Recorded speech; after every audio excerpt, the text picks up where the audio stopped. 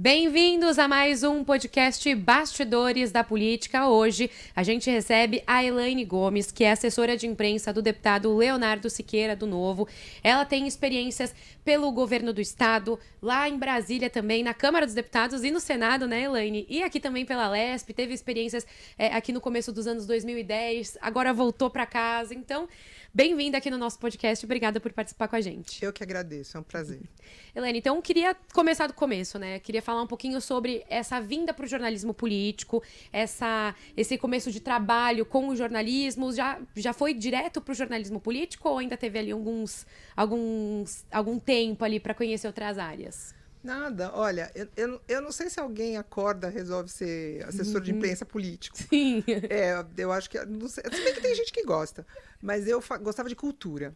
Eu fazia cultura, eu cobria cultura, eu tinha uma editora de livro de rock and roll. Que legal. Eu tenho um livro sobre os Beatles, eu gosto muito de cultura. Mas acontece que cultura, você rala e você não ganha dinheiro. Aí um dia uma candidata que era conhecida da gente, ela pediu para eu ajudar ela na campanha, fazer a coordenação da campanha para segurar todas as pontas. Nossa. E a mulher entrou.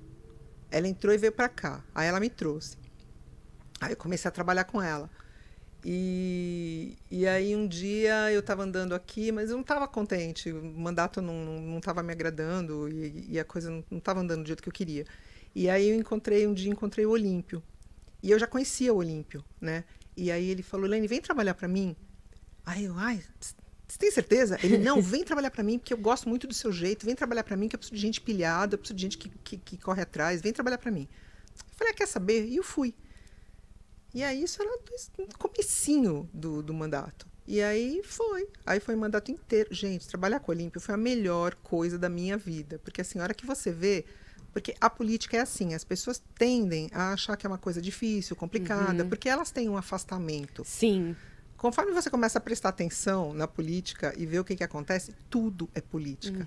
A política incide diretamente em todas as coisas que acontecem com a gente, na tua rua, na escola do teu filho, no hospital, tudo é política. Então você tem que ficar atento a isso e aí você vê que dá para mudar, dá para melhorar, dá para piorar, dá para atrapalhar, dá para ajudar, tem um monte de ações que dá para ser feitas. E aí foi assim que começou. Eu comecei a trabalhar com o Olímpio, fazer assessoria de imprensa para ele e fomos. Bom, então eu já vou até partir agora para o nome mesmo do nosso podcast, porque até antes de gravar a gente falava aí de alguns bastidores que já aconteceu, que você já viveu por aqui, então eu já vou passar logo para isso. Então o seu começo, né, essa parte mais agitada da experiência aqui na Lesp, começou de fato com o Major Olímpio. Então qual que foi o primeiro bastidor, a primeira cena assim, que você se lembra desse trabalho ou que te marcou muito na carreira? O Olímpio, ele era uma figura. Um dia a gente estava esperando, porque a sessão começa aqui por volta por volta das 2h. Aí ele vira para mim, logo depois do almoço, e faz assim, Elaine, eu preciso de uma focinheira. O Olímpio não tem cachorro. Aí eu falei, mas por que você quer uma focinheira? E ele fazia assim, eu preciso de uma focinheira grande, assim, uma focinheira de Rottweiler. E eu, pra que é, Olímpio? Ele dava risada, falava assim, compra uma focinheira de Rottweiler que você vai ver. Ele não falou que era. Não, claro que não. Aí lá fui eu, atrás de uma focinheira de Rottweiler aqui perto, agora deve ter, porque tem até shopping. Mas, gente, vocês têm que lembrar que o mundo em 2010 era outro. Era outra coisa. Aí, mas, enfim, nós achamos uma focinheira de Rottweiler e ele entrou no plenário com a focinheira. Assim, porque o Alckmin tinha dito que era para botar um freio na polícia, por algum motivo, que eu não me lembro qual foi. Alguma coisa que fizeram, alguma declaração que foi dada. E o Olímpio entrou com a focinheira no plenário e disse que... já que era para ficar amordaçado, ele ia ser o primeiro que ia ficar amordaçado e ele queria ver quem que ia calar a boca dele. E, gente, mas foi assim, naquela época as pessoas não tinham, porque assim, agora você tem mais rigor em como é que você entra e como é que você sai do plenário, mas naquela época não tinha, porque as pessoas não faziam esse tipo de coisa, era ele. Não existia esse tipo de conduta. Não, aí ele fazia, e ele estreou essa história, e foi um escândalo, foi muito legal, foi muito bom. E no atendimento até aí, depois você teve que fazer uma gestão de crise nesse momento, ou na verdade... Na verdade, todo mundo adorou. isso Porque que assim, eu ia perguntar. o Olímpio, ele era um cara que ele aprontava, mas ele ia muito bem, as pessoas gostavam muito dele. Eu tive uma grande gestão de crise para fazer com ele, porque aí foi teimosia dele, mas assim, a assessoria... O grande problema dos políticos é o seguinte... eles vão acostumando a só ter gente que concorda. Isso é uma coisa muito ruim. Então, o Olímpio virava e falava assim, vou me pintar de verde. Todo mundo, isso, vai ficar lindo, vai lá, que vai ficar ótimo. E eu sempre era chata, sempre era chata.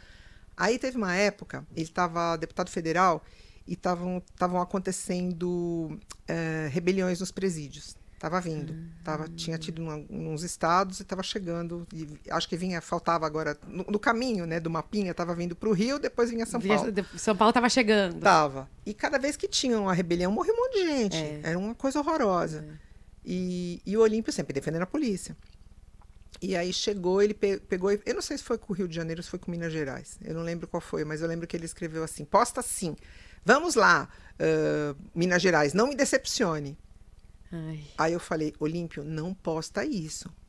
E o pessoal do gabinete, não, tem que postar, porque vai ser maravilhoso, vai pegar super bem, porque nosso eleitorado... Eu dizia, gente, não é questão de eleitorado, essas coisas a gente não fala. Ah, não, mas posta. E ele era marrento? Não, pode postar. Postou, foi Gente, assim, no dia seguinte estava no Estadão. Nossa. Deputado federal incentiva a chacina em presídio. Nossa. Foi um horror. Mas assim, eu avisei. Você avisou, você já tinha previsto, né, como jornalista. Nenhum assessor de imprensa gosta de virar e falar, eu avisei. Porque assim, não adianta nada, a coisa já aconteceu, você vai ter que consertar, é horroroso. Mas deu um trabalho do inferno. Até porque, assim, de fato ele tinha dito. Aí você tem que tentar minimizar a história e tal, o impacto, que foi o que eu fiz. Mas foi chato. Eu imagino. A gestão de crise nesse momento, né? Você falou que você faz muito, você tem essa especialidade, né, de gestão de crise. Sim. Então, naquele momento, você tem que colocar a especialidade para funcionar mesmo. Porque a gente fica vendendo que, na verdade, a gente vem de uma cultura onde bandido bom era bandido morto. E aí a gente conseguiu transformar em que bandido bom é bandido preso. É muito diferente. Então, assim, aí quando você fala uma coisa dessa, é um retrocesso horroroso. Não pode ter... porque eu defendo intransigentemente. A gente não defende intransigentemente nada. Não existe defesa intransigente. Isso não é inteligente.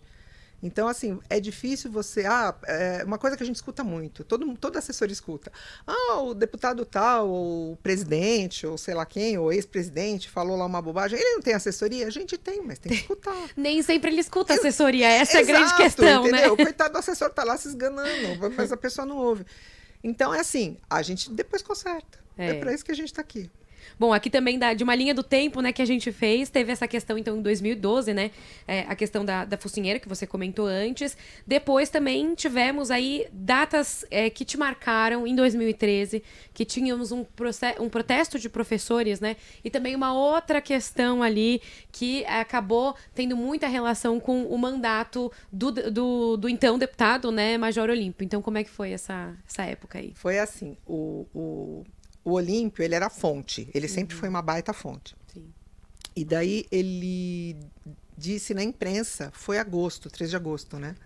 Alguma coisa assim. Ele disse para a imprensa que a mãe daquele crime dos Pesseguini, ele disse que a mãe estava envolvida com a máfia dos caça-níqueis. Gente, daí o telefone do gabinete não parou de tocar. Era o meu telefone, o telefone dele, porque o telefone dele ele dava em programa de TV, o meu e o dele. Não parou. Ele dava o seu também. Então, assim, a vida da gente virou um inferno. Aí a gente chegou cedo no gabinete, porque a gente chegava cedo, 8 horas a gente estava aí.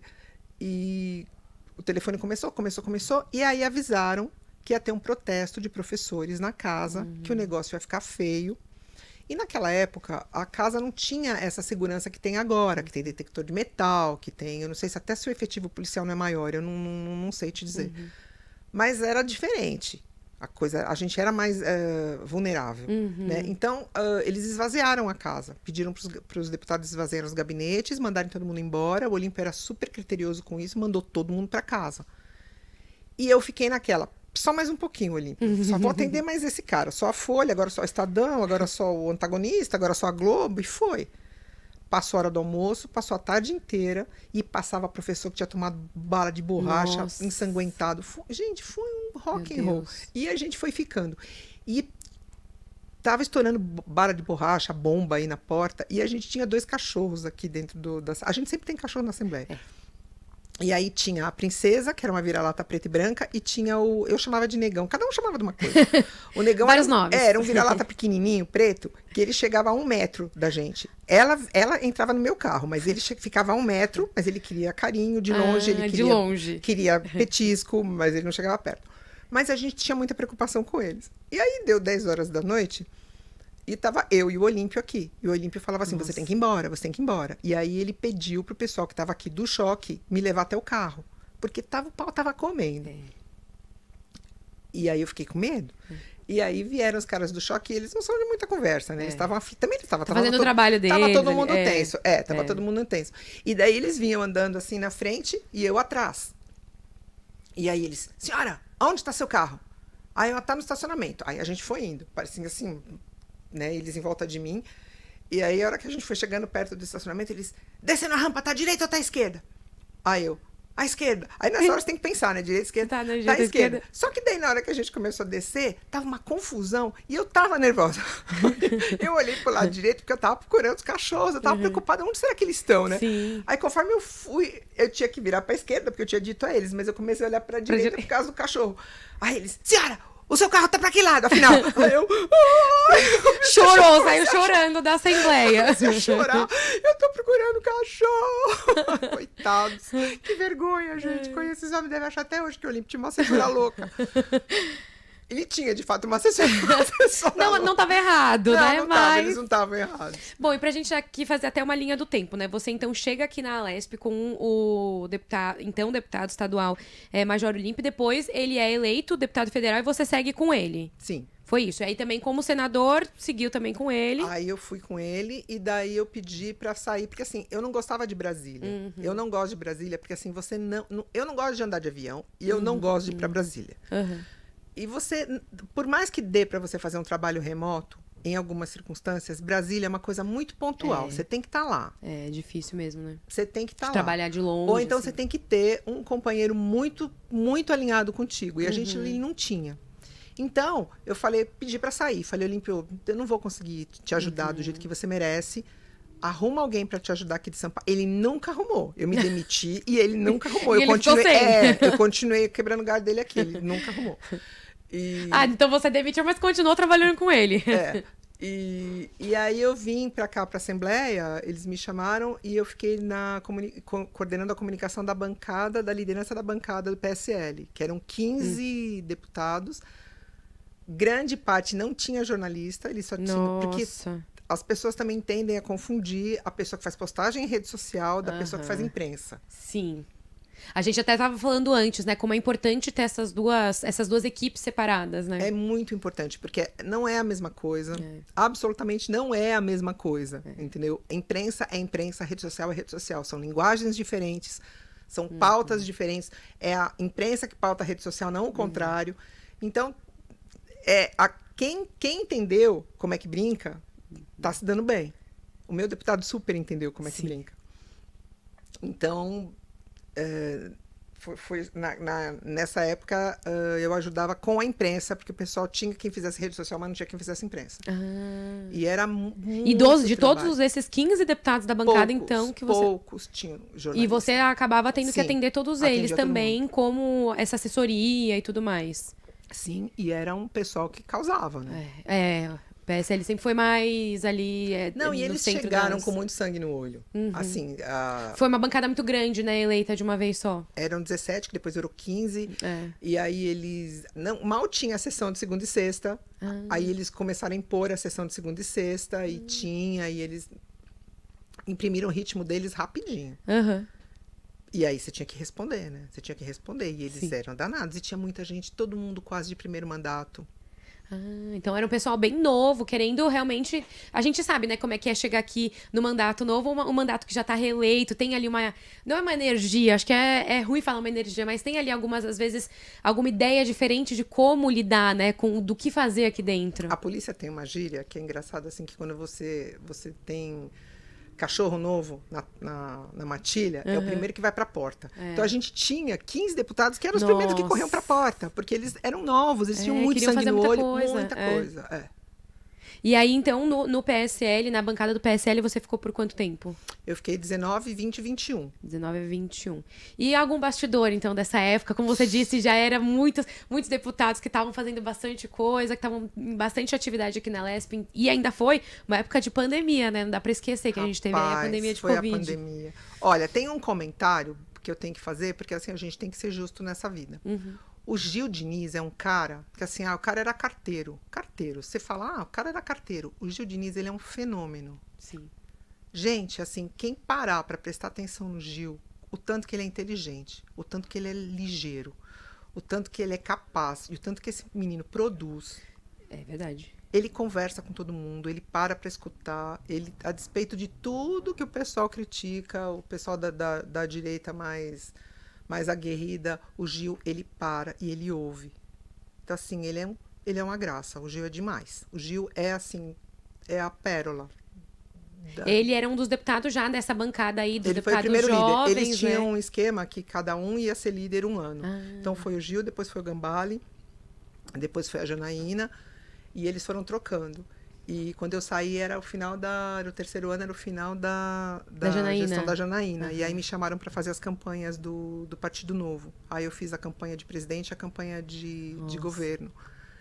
E então, mas aí nessa época, deixa eu ver, logo no começo, gente, começo, a deputada Érica Malunguinho, era uma deputada transexual, e aí ela falou alguma coisa, era alguma pauta de banheiro unissex, era alguma coisa assim. Ela foi e falou que eles tinham direito, que o pessoal trans tinha direito de usar banheiro unissex, e estava falando disso, no plenário, gente, no plenário. E aí o deputado Douglas Garcia pediu uma parte e disse que se a irmã dele entrasse num banheiro e entrasse um trans, ele ia tirar o trans de dentro do banheiro na porrada. Desse jeito, ele falou. Ele já foi direto do começo do mandato para a comissão de ética. Já foi, porque logo depois, né, ele teve a representação no Conselho de Ética. E aí ele já ficou com medo, aí, vai caçar, o menino tinha acabado de começar. E o Douglas, assim, ele era de uma família ele era novo, ele era de uma família de evangélicos e ele era um dos cabeças do Direita São Paulo. Gente, Direita São Paulo era uma meninada bastante direita São Paulo, né? Ponto. Tá bom.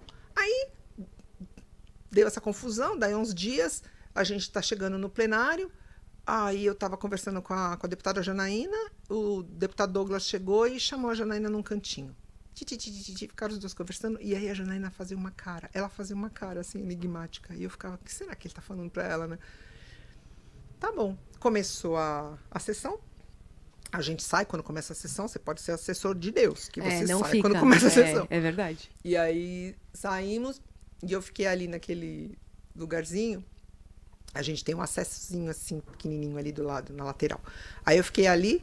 E aí o Douglas pegou o microfone e disse, gente, isso tá tudo na TV Alesp, Santa TV Alesp, que registra tudo. O Douglas pegou o microfone e falou que ia ceder a fala dele, que estava registrada, para a deputada Janaína, que ela tinha um recado para dar. Aí lá vai a Janaína, toda sem jeito, e começa a explicar que o Douglas era um menino bom, coitadinho do Douglas, a família dele era muito religiosa, e que ele tinha pedido a ela que fizesse um anúncio de que ele estava sendo acusado de ser transfóbico, e que ele não era transfóbico porque ele era gay. No plenário. Foi assim que ele avisou as pessoas que ele era gay. E aí ficou todo mundo parado, gente. Ninguém sabia o que falar. Não, ninguém sabia o que falar, e ficou todo mundo com a boca aberta, e foi muito engraçado. E eu saí correndo, porque a gente ficava a liderança do PSL, era num primeiro andar que tem aqui da casa, que é um lugarzinho em cima do Exército, que para chegar é complicado, só você chega de escada, ninguém sabe onde é. Enfim, saí correndo, esmurrando a porta, porque na liderança do PSL a gente tinha uma sala, que era uma sala de reunião, não tinha TV, não dava para acompanhar o plenário, Nossa. A internet mal pegava, era uma sala muito esquisita. E aí, eu esmurrando a porta para explicar para o chefe de liderança que a Janaína tinha ido no plenário dizer que o Douglas Garcia era homossexual, e que era a explicação para o código de ética. Gente, olha... Foi muito divertido. Nossa, a confusão que deve ter gerado lá. Agora parece uma coisa comum, mas não foi. Não Foi muito rock and roll. Aquele dia foi muito divertido. Porque ele olhava pra minha cara e achava que eu tava brincando. Isso, o chefe da O liderança. chefe de liderança. Ele olhava pra mim, oi. Até explicar, é pra ele que não tinha gente, TV lá pra ter direita acompanhado São Paulo, isso. Direita São Paulo. Eles eram super caretas, super mega... Essa pauta mais conservadora, né? Total. Porque assim, esse pessoal tem dificuldade de flexibilizar o discurso, né? Então ele já foi direto de um extremo, quebrou ali metade do discurso deles e tudo bem. Aí depois deu uma sumida, ficou doente, sei lá como é que foi. Foi uma atrapalhação. Gente, cada mergulho era um flash. Até eu lembro que eu falava isso pra Janaína e ela não entendia. Eu tive que explicar isso, cada mergulho era um flash, que era um negócio de novela e tal. E ela não sabia o que era. Elaine, você também, né, comentou aqui que você trabalhou em muitas campanhas também. Então eu queria saber como que foram essas campanhas também, se tem algum bastidor desse período e qual que é a diferença, não diferença, mas acho que assim, são desafios muito maiores, talvez, de trabalhar numa campanha do que de trabalhar no mandato, já com o deputado ou com o candidato, enfim, já eleito. São dois trabalhos diferentes, né, mas igualmente desafiadores, ou tem algum período ali que é um pouco mais desafiador, algum trabalho entre essas duas vertentes aí do jornalismo político que tem um desafio um pouco maior? Olha, eu vou falar como jornalista, tá? O que acontece é o seguinte, quando você faz campanha, de fato, que você arregaça a manga e se joga numa campanha, uma campanha é uma escola. Porque assim, você conhece todo mundo. É uma chance que você tem de conhecer todos os setoristas de política. E se você tiver um proceder organizado e você tiver um candidato que você... Porque assim, ao candidato interessa ganhar. Ele não vai para a campanha para fazer oba-oba. Eu sempre faço... Normalmente eu faço campanha de majoritário. Que é muito mais fácil. Porque você senta com o cara que quer ser prefeito, com o cara que quer ser governador, com o cara que quer ser presidente. E são pessoas que elas sabem o que elas querem. Elas não vão sair falando qualquer coisa. Elas não vão... Então, assim, dá para você estabelecer uma linha de onde a gente quer chegar e o que a gente vai fazer. É um ponto mais específico até, né? Porque o mandato legislativo é aquela coisa, tem mais de uma pauta que um deputado, ele se elege em cima dela, né? O executivo a pauta é aquele lugar, na verdade. Exatamente. Não, e você sabe que você vai precisar que o cara esteja disponível, que o cara tenha bom senso, que o cara atenda todo mundo e que ele tenha ali uma consistência. E aí você vai. Porque não tem hora, não tem fim de semana, não tem noite, não tem nada. Não tem nada. Verdade. A gente corre o tempo todo. Mas, gente, um debate é maravilhoso, assim, é muito legal, é de enlouquecer, mas a hora que, assim, aquela musiquinha da Band que abre os debates, é um negócio que você não vai esquecer nunca, porque a Band faz sempre o primeiro debate. E aquele momento, né, eu cobri o debate da Band, aquela coisa que já é tá muito marcado bom o primeiro agora para agosto, Nossa. 8 de agosto é o primeiro debate da Band. Então, assim, é muita emoção. E aí você tem a chance de aprender. Se você faz uma campanha... Você aprende como é que brinca de campanha, como é que você tem posicionamentos, como é que você atende a imprensa, como é que tem gente para quem você fala tudo, o que é on, o que é off, qual é o cara que respeita, qual é o cara que não respeita, porque, gente, tem uma coisa clássica. O jornalista que não respeita off é um cara para que você não vai falar com ele nunca mais na sua vida. É verdade. Entendeu? E assim, inclusive cabe você ir pro veículo, meter a boca e reclamar, porque... É cláusula pétrea do eu ia falar do jornalismo. Sim. É um ponto ali muito importante que a gente aprende, né? Você exato. pedir o off. É que assim, muita gente não entende que se você manda um off, a pessoa tem a notícia, ela só não tem a fonte. Tem a fonte, exato. Então, assim, olha, a Nani pediu que a gente pegue todas as canecas e jogue fora. A notícia de que as canecas foram jogadas fora, eles têm. Eles só não sabem que foi a Nani que mandou. Foi a Nani que pediu, exato. Entendeu? Então, assim, não é que não vai ter nada. Eles vão ter a notícia, mas não vão ter a fonte. Então, esse tipo de coisa é muito importante. Quando você chega no mandato, você já tem essas pessoas. Já está estabelecido, Entendeu? A relação com essas pessoas já sabe. Então, assim, eu tenho essa sorte imensa. É um complemento, né? Também muito importante. Exatamente. Você sabe o que é notícia, você sabe o que pode virar notícia e você conhece todos os setoristas. Os setoristas todos me conhecem pelo nome. Gente, eu tenho 60 anos, então assim, tô brincando disso faz tempo. Todo mundo me conhece. E assim, eu sou super conhecida por causa do Ouro Branco. A Lacta devia me patrocinar. Dá uma patrocinada. Porque eu sempre tenho chocolate na bolsa. Porque das 3 horas da tarde a gente tá na rua, ninguém tem o que comer. Eu sempre tenho bombom.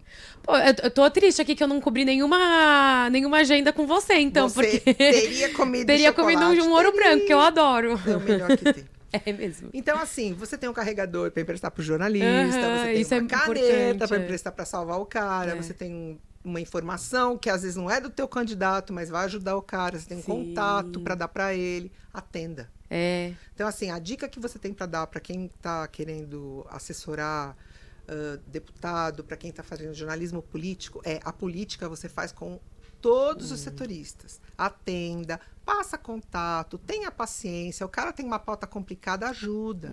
Ajuda. Se no teu não pode ajudar, você conhece outro cara que vai poder. Então, passa então, né? Exatamente. Entendeu? Porque amanhã você precisa que esse cara dê uma nota tua, que às vezes não é tão importante assim, mas ele vai te achar um espacinho. Então é assim que brinca. Você é uma troca. Como tudo, é uma troca. E às vezes a gente tem uns parlamentares que são umas tranqueiras. Então entendeu? Não é todo mundo que manda bem. Você tem os caras que são fracos, você tem os caras que não tem um mandato onde ele sai, ele só tá ali porque ele tá ali. A gente até se pergunta como é que foi eleito.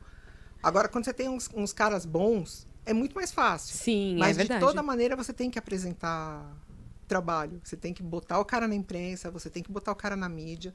Eu tenho muita sorte, na verdade eu tenho muita sorte. Deus é muito bonzinho comigo, fala, eu vou mandar um deputado bom para ela, que eu só pego gente bacana, Facilitaram o trabalho. Ai, na minha vida é muito, muito boa. Até seguindo aqui um pouco, porque você falou de ter trabalhado também nessa eleição, na última, trabalhou com o Tarcísio, né? Na campanha do Tarcísio. Eu fiz o segundo turno E aí teve dele. até uma experiência ali na Secom, né? Passou um período ali na Secom. E como que é, então, esse trabalho... eu não vou falar do outro lado do balcão, porque nesse caso a gente está falando de assessoria de imprensa, mas no poder diferente. Então, você tem muita experiência no legislativo e aí passou esse período aí no executivo. Como é que funcionou? Olha, foi assim, eu fiz o primeiro turno, eu fiz o Poit e o Dávila. Sim. Daí logo o Dávila parou, eu fui com o Poit até o final. E aí aí na campanha a gente tinha uma turma, que era o assessor do Haddad, a assessora do Tarcísio, a assessora do Elvis, o assessor do Rodrigo e eu, a assessora do Poit, que eram os 5 candidatos. A gente se encontrava o tempo todo em todas as reuniões de regra. Um ajudava o outro, um passava alguma coisa que o outro tinha perdido na reunião anterior. Quando a gente fazia algum sorteio, tinha que ser igual para todos. Os próprios assessores esperavam todo mundo chegar para a gente entrar na reunião. A gente combinava. Isso aqui não está certo, isso aqui está errado, isso aqui estão dando mais tempo para um, não estão dando tempo para o outro. Era uma coisa que vai ficar na história. Que legal. Assim, uma parceria muito boa, muito né? Muito boa, muito boa. E você que tem essa experiência, foi uma coisa mais única dessa eleição ou já tinha? Não, normalmente a gente conversa, mas nessa foi fora foi da mais. curva. Não, o pessoal das emissoras não acreditava. Não acreditava. Foi muito legal, foi muito legal. E aí, eu fiquei conhecendo a Laís, que era assessora do Tarcísio. Aí, quando hoje secretária de comunicação. Secretária de comunicação. E aí, quando ela entrou, o Tarcísio pegou o segundo turno, ficou para o segundo turno, ela me chamou e eu fui fazer o segundo turno. E aí, depois ele entrou, ela me chamou para a Secom. Gente, a Secom é o lugar mais legal do mundo para trabalhar. Primeiro que aquele palácio é um escândalo, é o lugar mais lindo do mundo. Nossa, é maravilhoso. Mas tem aranhas, tem aranhas. Tem, eu nunca vi. Não, eu vi sim, aquela parte ali de fora, tem muita teia, isso é verdade. Tem aranha. Pois é, tem aranha. Tinha uma trilha ali que eu nunca fiz porque eu sabia que tem aranha, mas o lugar é maravilhoso, é um palácio, é um palácio. É lindo. E assim, são as pessoas mais queridas com quem eu já trabalhei, de longe. Eles são todos adoráveis. E a redação é um bando de gente, são quase 20 pessoas. E é puxado, tem plantão de fim de semana, a gente sai de lá. Enquanto tem samba, você tá lá. Nossa. 9 horas da noite, 10 horas da noite, não tem essa. E tem todas as secretarias, e as secretarias recebem demandas de imprensa. As demandas de imprensa são sempre importantes, porque elas são a cara do governo. E elas passam pela Secom. As pessoas respondem e passam pela Secom. E a Secom dá um ok, fala com a pessoa, fala com o jornalista. Às vezes o tom do jornalista tá meio esquisito, você quer ver se o cara quer isso mesmo que ele quer, papapá. Então é uma demanda de trabalho maluca. Nossa. É uma coisa muito louca, porque é muita responsabilidade. Sim. Você tem um governo que é um governo, assim, muito técnico. Muito técnico. Não tem gente ali que é amiga de alguém, ou que foi enfiada por alguém, ou que foi apresentada por alguém. Tem gente que já estava lá em administrações anteriores, que a gente que é muito boa. As pessoas lá são muito boas. Então, assim, eu fiquei lá, foi um período maravilhoso. É que assim, gente, tô velhinha, não tenho mais talento. Era um trabalho muito pesado, né? Presencial, eu moro muito... Assim, teve um dia que eu medi, é bom, né? Eu marquei, da minha casa no palácio, deu 32 quilômetros. Nossa, é uma viagem. É uma viagem. É uma viagem. E eu saía de lá 9, 10 horas da noite. Aí eu pegava, naquele horário, Morumbi é puxado, né? É. Aí eu pegava a 9 de julho, moro na Serra da Cantareira, eu pegava a 9 de julho inteirinha. Nossa. Isso aqui, assim, o ombro Fica duro. Parava Nossa. um motociclista do meu lado, toda noite eu pensava, é agora. É hoje. É hoje, é hoje, é hoje. E aí eu falei, ai, gente, não dá. E aí voltei pro... Aqui eu faço um esquema mais tranquilo, Sim. o deputado é adorável. O Léo tem um mandato que as pessoas têm que prestar atenção, porque esse menino, ele é incrível. Era pra ele mesmo que eu ia seguir. Então, aí você vem pra cá, ficar nessa assessoria de imprensa do deputado Leonardo Siqueira, do Partido Novo aqui. E como é que tem sido, então? Você veio já no dia... Assim que ele tomou posse, ou já trabalhava um pouquinho antes? Eu já estava dando uma consultoria para ele, Tá. mas aí eu vim direto quando eu saí da... Porque aqui é muito mais perto, aqui eu tô mais acostumada. E aqui a gente não tem que ficar até todo dia, trancado até 9 horas da noite. Não tem plantão de fim de semana. Isso faz muita diferença, gente. A gente tem família, faz diferença. Entendeu? E assim, o Léo, ele é um cara absolutamente fora da curva. Eu sempre brinco assim, sabe um político que não abaixa para pegar a criança no colo? Não faz aquele arroz com feijão básico? Sim. Ele é total fora da curva. Ele é muito novo. Ele é muito bom.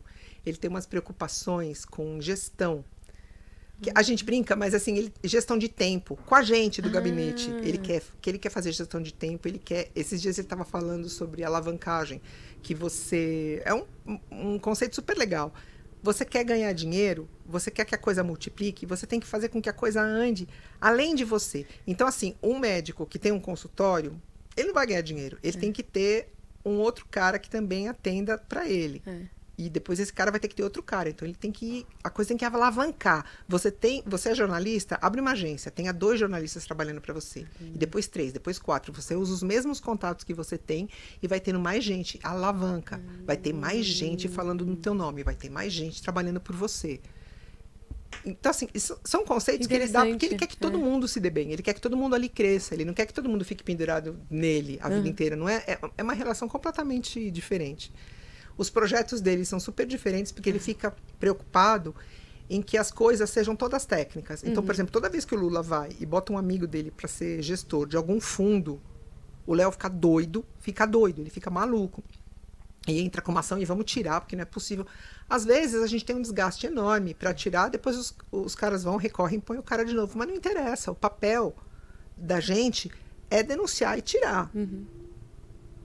É fazer, mesmo que seja um trabalho que não vai adiantar, entendeu? No final das contas.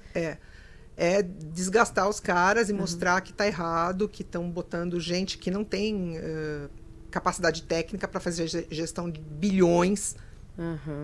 E é o papel. E ele faz isso lindamente. E ele faz isso de uma maneira muito criteriosa. Ele pensa muito para fazer. É muito legal. É muito legal. E algum bastidor também que você lembra desse 1 ano com o deputado? Tivemos aí grandes votações, gente, né? Olha, o Léo, na privatização da Sabesp, chamaram ele de moleque. O menino falou que não aguentava... Teve um tonto que falou que não aguentava 2 minutos com ele na mão.